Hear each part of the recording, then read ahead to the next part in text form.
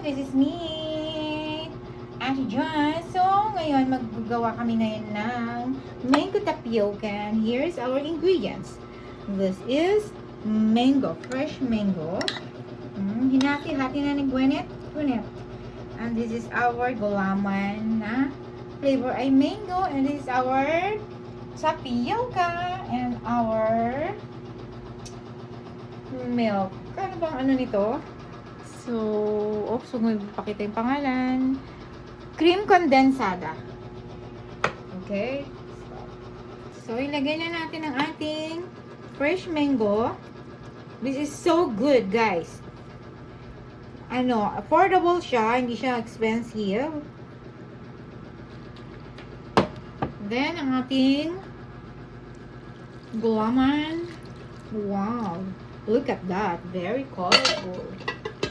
And then, ang ating tapioca. So, ihalo na lang natin to.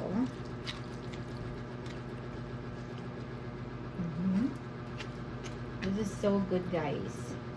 And then, ang ating cream condensada. Pwede rin kayong mag-ano ng isang condense and isang evap. So, kasi ito, cream condensada is 2-in-1 na siya. So, titignan lang natin mamaya or i-ano natin kung okay na yung kanyang tamis.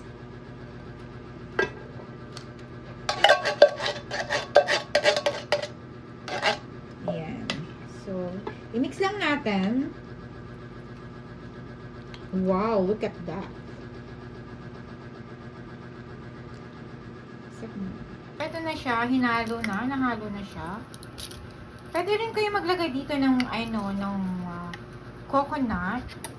Pero ngayon, walang kaming coconut, so ilalagay namin ang queso. This is our cheese. Any kind of cheese, huwag lang yung